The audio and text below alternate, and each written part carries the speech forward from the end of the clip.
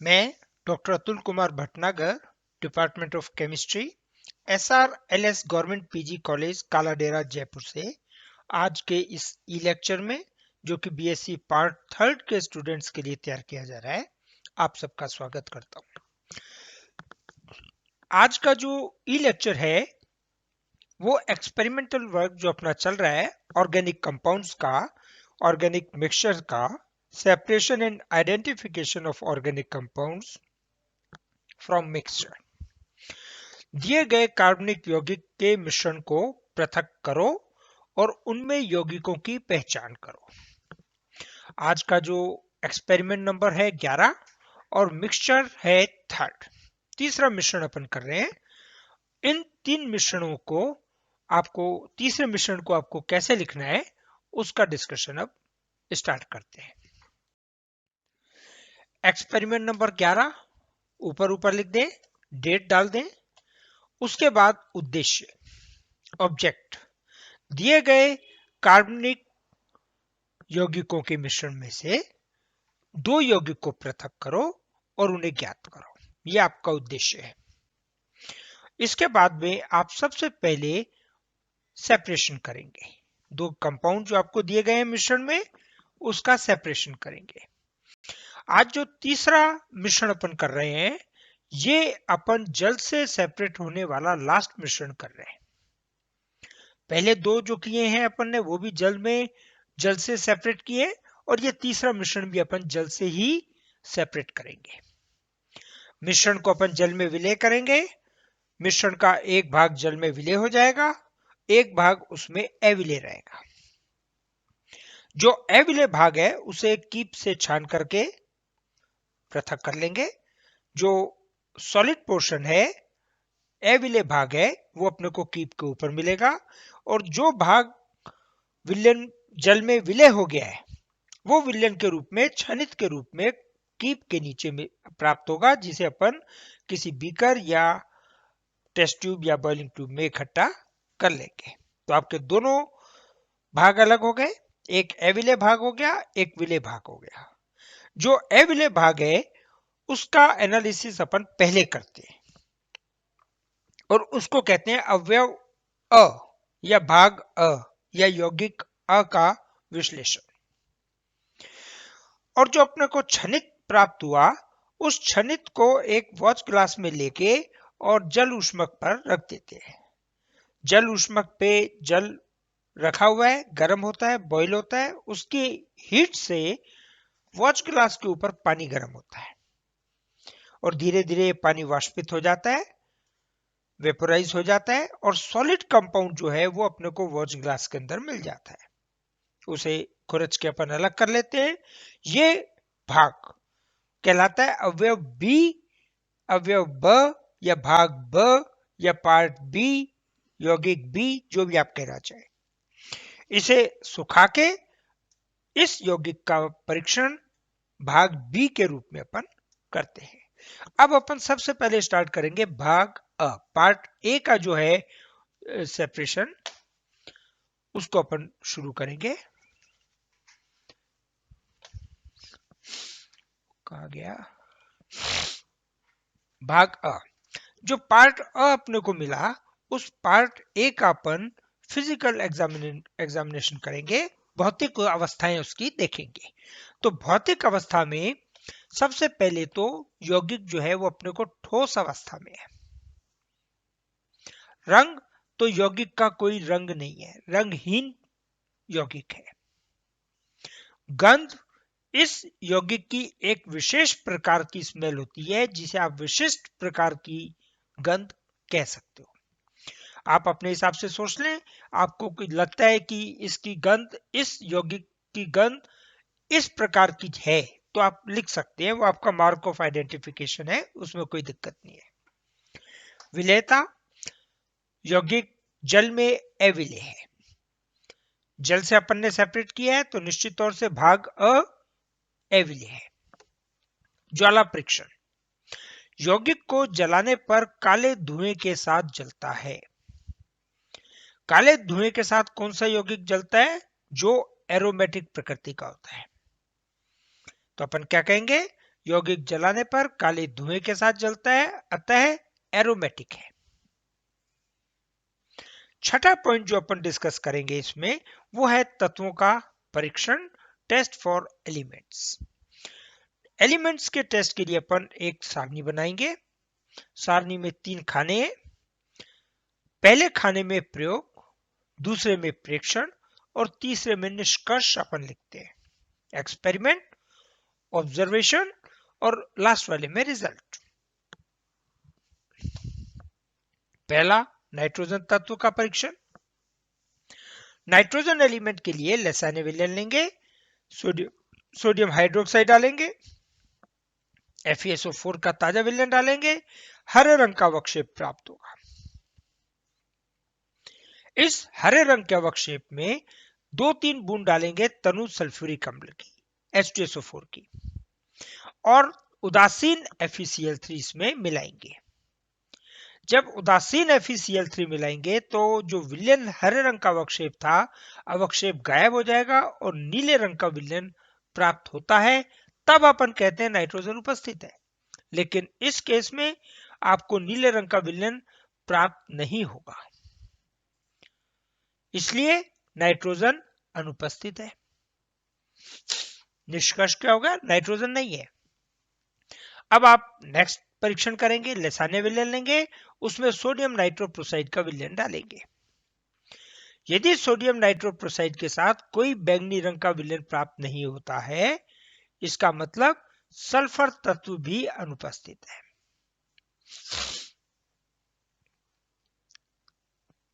Chlorine, bromine और iodine, इन तत्वों के परीक्षण के लिए अपन लैसाने विलयन लेंगे, उसमें AgNO3 मिलाएंगे। सिल्वर नाइट्रेट के साथ में किसी भी प्रकार का अवक्षेप प्राप्त नहीं होता, तो अपन कहेंगे क्लोरीन, ब्रोमीन, आयोडीन, तीनों तत्व अनुपस्थित है। यदि सफेद अवक्षेप मिलता तो अपन कहते क्लोरीन उपस्थित है, यदि हल्का पीला मिलता तो अपन कहते ब्रोमीन उपस्थित है, और यदि गहरे पीले रंग का अवक्षेप प्राप्त होता तो अपन कहते आयोडीन उपस्थित है। लेकिन कोई भी अवक्षेप प्राप्त नहीं हुआ, इसलिए अपन क्या कहेंगे? क्लोरीन, ब्रोमीन, आयोडीन, तीनों तत्व अनुपस्थित है। यहीं इसी टेबल के नीचे आप लिख दें, अतः यौगिक में nitrogen, sulphur, chlorine, bromine, iodine तत्व अनुपस्थित है। अब जब तत्वों को अपन ने अनुपस्थित कर लिया, तत्वों की अपन ने उपस्थिति ज्ञात कर ली, तो अपन ज्ञात करेंगे क्रियात्मक समूह, फंक्शनल ग्रुप इसमें कौन सा है यौगिक में। अब अपन ज्ञात करेंगे क्रियात्मक समूह, फंक्शनल ग्रुप यौगिक में कौन सा है। उसके लिए सबसे पहले आप टेबल बनाएंगे। टेबल में 3 खाने, पहले खाने में प्रयोग, दूसरे में प्रेक्षण, तीसरे में निष्कर्ष। इसके बाद अपन नाइट्रोजन एब्सेंट है, तो अपन सबसे पहले ठोस कंपाउंड लेंगे और उसमें 2,4-डाइनाइट्रोफिनाइल हाइड्रोजीन मिलाएंगे। जब 2,4-डाइनाइट्रोफिनाइल हाइड्रोजीन ठोस कंपाउंड में अपन मिलाएंगे तो पीले रंग का अवक्षेप प्राप्त होगा। पीले रंग का अवक्षेप 2,4-डाइनाइट्रोफिनाइल हाइड्रोजोन का होगा, और इसका मतलब यौगिक में कार्बोनाइल समूह उपस्थित है। कार्बोनाइल समूह की उपस्थिति का मतलब एल्डिहाइड भी हो सकता है और कीटोन भी हो सकता है, दोनों में से कोई एक क्रियात्मक समूह हो सकता है। अब एल्डिहाइड है या कीटोन, तो उसके लिए अपन फर्दर टेस्ट करेंगे। ठोस कंपाउंड लेंगे, उसमें सोडियम नाइट्रोप्रोसाइड का जलीय विलयन मिलाएंगे और NaOH उसके साथ में मिलाएंगे। जब सोडियम नाइट्रोप्रोसाइड और सोडियम हाइड्रोक्साइड इसमें मिलाएंगे तो अपने को लाल रंग का विलयन प्राप्त होगा। लाल रंग का विलयन का मतलब यौगिक में जो कार्बोनाइल समूह है वो वास्तव में कीटोन समूह है, तो अपन क्या कहेंगे? निष्कर्ष में कीटोन समूह उपस्थित है। कीटोन समूह उपस्थित है। अब जब अपने को क्रियात्मक समूह पता लग गया तो अपन इसका मेल्टिंग पॉइंट निकालेंगे। मेल्टिंग पॉइंट यौगिक का जो है वो है 48 degree Celsius temperature, 48 degree Celsius temperature. और 48 डिग्री सेल्सियस टेम्परेचर पर कौन सा कीटोन है उसको अपन देखेंगे और उसका परीक्षण करेंगे। तो 8वां पॉइंट आप देंगे यौगिक का परीक्षण। यौगिक के परीक्षण के लिए वापस आपको टेबल बनानी है, उसमें 3 खाने बनाने हैं। पहला खाना प्रयोग, दूसरा प्रेक्षण और तीसरा निष्कर्ष। अब यौगिक के परीक्षण के लिए ठोस पदार्थ आप लेंगे और उसमें H2SO4 मिला देंगे। H2SO4 मिलाने पर पीले रंग का विलयन प्राप्त होता है। इसका मतलब कंपाउंड जो है वो बेंजोफिनोन है। तो आप रिपोर्ट करेंगे बेंजोफिनोन कंपाउंड उपस्थित है।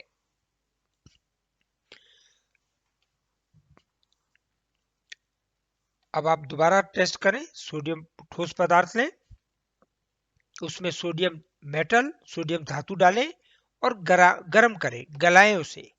गलाने पे आप देखेंगे गहरे नीले रंग का विलयन प्राप्त होता है। जब गहरे नीले रंग का विलयन प्राप्त हो तो आप कहेंगे बेंजोफिनोन जो कंपाउंड है, यौगिक है, बेंजोफिनोन निश्चित रूप से है। अब आपका कंफर्म हो गया। तो यौगिक बेंजोफिनोन आपने ज्ञात किया है अवयव अ में, इनसॉल्युबल पार्ट में से, अविलेय भाग में से। अब अपन विलेय भाग का एनालिसिस करते हैं। हेडिंग दें यौगिक बी या भाग बी या अवयव बी, कुछ भी आप लिखें। उसकी सबसे पहले आप फिजिकल स्टेट देखें। भौतिक अवस्था जो है वो उसकी ठोस है। यौगिक सफेद रंग का है। गंध गंधहीन है, कोई स्मेल नहीं है। विलेयता जल में विलेय है। ज्वाला परीक्षण जलाने पर सफेद धुएं के साथ जलता है, अर्थात यौगिक एलिफेटिक है। इसके बाद आप तत्व का परीक्षण करेंगे। सारणी बनाएं। सारणी में 3 खाने, प्रयोग, प्रेक्षण और निष्कर्ष, experiment, observation and finally result. Experiment में सबसे पहले तत्वों के परीक्षण में नाइट्रोजन तत्व का करते हैं। लिसाने विलयन plus sodium hydroxide plus FeSO4। हरे रंग का अवक्षेप आपको प्राप्त होता है। हरे रंग के अवक्षेप में आप 2-3 बूंद सल्फ्यूरिक एसिड की मिलाओगे, तनु सल्फ्यूरिक अम्ल और उदासीन FeCl3। यदि नीले रंग का विलयन प्राप्त होता है तो अपन क्या कहेंगे, नाइट्रोजन तत्व उपस्थित है। दूसरा सल्फर के लिए परीक्षण। सोडियम नाइट्रोप्रोसाइड लैसाने विलयन के साथ मिलाएंगे तो बैंगनी रंग आता है यदि नाइट्रोजन उपस्थित नहीं होता और सल्फर का परीक्षण करते। लेकिन लैसाने विलयन मिलाने पर, लैसाने विलयन में FeCl3 मिलाने पर रक्त जैसा लाल रंग प्राप्त नहीं होता। यदि रक्त जैसा लाल रंग प्राप्त होता तो अपन कहते हैं नाइट्रोजन के साथ सल्फर उपस्थित है। लेकिन रक्त जैसा लाल रंग प्राप्त नहीं हुआ, इसलिए अपन कहेंगे सल्फर अनुपस्थित है। यदि सल्फर अनुपस्थित होता तो अपन टेस्ट करते सोडियम नाइट्रोप्रोसाइड से। अब अपन सोडियम नाइट्रोप्रोसाइड से टेस्ट नहीं कर रहे, FeCl3 से कर रहे हैं। और FeCl3 अपन ने यहां पे मिलाया है नाइट्रोजन एलिमेंट के टेस्ट के लिए, तो अपने को नीला रंग मिला है। यदि नीले रंग की जगह रक्त जैसा लाल रंग मिल जाता तो अपन कहते हैं नाइट्रोजन और सल्फर दोनों उपस्थित है। तो यहां पे सल्फर एब्सेंट है। अब आप दोबारा से AgNO3 मिलाएं, लेसर विलयन ने AgNO3 मिलाएं तो आप देखेंगे कोई अवक्षेप प्राप्त नहीं होता। इसका मतलब क्लोरीन, ब्रोमीन, आयोडीन तत्व अनुपस्थित है। अब आप टेबल में नीचे लिखें, अतः यौगिक में नाइट्रोजन तत्व तो उपस्थित है लेकिन सल्फर, क्लोरीन, ब्रोमीन, आयोडीन अनुपस्थित है। तत्व का परीक्षण हो गया। तत्व के परीक्षण के बाद आपको पता लग गया नाइट्रोजन तत्व इसमें उपस्थित है। अब आप इसमें ऐसे क्रियात्मक समूह का परीक्षण करेंगे जिसमें नाइट्रोजन उपस्थित हो, और वो आपके पास 3 क्रियात्मक समूह है, नाइट्रो, अमाइन और हमाइट। तो आप नेक्स्ट टेबल बनाएं, उस पे लिखें क्रियात्मक समूह का परीक्षण। टेबल में 3 खाने बनाएं। पहले खाने में प्रयोग, दूसरे में प्रेक्षण, तीसरे में निष्कर्ष। प्रयोग में लिखें कि यौगिक में सोडियम हाइड्रोक्साइड मिलाने पर अमोनिया की गंध आती है। इसका मतलब जो क्रियात्मक समूह है वो अमाइड है। अमाइड या अमीडो क्रियात्मक समूह उपस्थित है। अब जब आपको क्रियात्मक समूह पता लग गया, फंक्शनल ग्रुप पता लग गया, तो आप यौगिक का मेल्टिंग पॉइंट ज्ञात करेंगे। यौगिक का melting point 132 degree Celsius temperature. तो 132 डिग्री सेल्सियस टेम्परेचर पर ऐसा कौन सा अमाइड है जो गलनांक प्रदर्शित करता है या पिघल जाता है, उस यौगिक का परीक्षण अपन यहां पे करेंगे। टेबल बनाए, प्रयोग, प्रेक्षण, निष्कर्ष। 3 कॉलम बनाए। पहला टेस्ट ट्यूब को अपन बिल्कुल शुष्क कर लेते हैं, गर्म करके सुखा लेते हैं, उसमें कंपाउंड लेते हैं और फिर गर्म करते हैं, तो यौगिक पिघल जाएगा। जब ये यौगिक पिघलेगा तो इसमें से अमोनिया गैस निकल जाएगी। अब इसे ठंडा करें, इसमें जल मिलाएं और कॉपर सल्फेट मिलाएं। कॉपर सल्फेट मिलाने के बाद इसमें सोडियम हाइड्रोक्साइड मिलाएं तो आप देखेंगे बैंगनी रंग का विलयन प्राप्त होता है। बैंगनी रंग के विलयन का मतलब यूरिया उपस्थित हो सकता है। जो यौगिक आपको दिया गया है वो हो सकता है यूरिया हो। अब आप दोबारा से कंपाउंड लें, उसमें HNO3 मिलाएं और मिश्रण को गर्म करके ठंडा करें। जब आप ठंडा करेंगे तो देखेंगे व्हाइट क्रिस्टलाइन कंपाउंड, सफेद क्रिस्टल जैसे यौगिक प्राप्त होता है।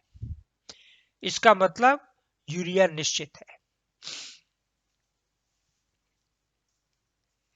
अब आपको कंपाउंड ज्ञात हो गया, कंपाउंड अ पता चल गया, कंपाउंड बी पता चल गया, तो परिणाम लिखें। परिणाम में दिए गए कार्बनिक मिश्रण में यौगिक अ तो क्या है, बेंजोफिनोन जो आपने ज्ञात किया है, और यौगिक बी जो है वो यूरिया है। इन दोनों को रिपोर्ट करें। इसके रिपोर्टिंग के साथ आपका ये एक्सपेरिमेंट पूरा हो जाएगा। तो अभी जो अपन ने 3 एक्सपेरिमेंट किए हैं वो वाटर सेपरेबल कंपाउंड्स को लिए। अब अपन ऐसे यौगिक लेंगे जो दोनों जल में विलय हों, ऐसी परिस्थिति में, या दोनों जल में अविलय हों, ऐसी परिस्थिति में उनको पृथक कैसे करेंगे। उसके लिए अब अपन सोडियम बाइकार्बोनेट का मिश्रण लेंगे, उससे कैसे सेपरेट करना है वो अपन नेक्स्ट पोर्शन में, नेक्स्ट एक्सपेरिमेंट में करेंगे। Thank you.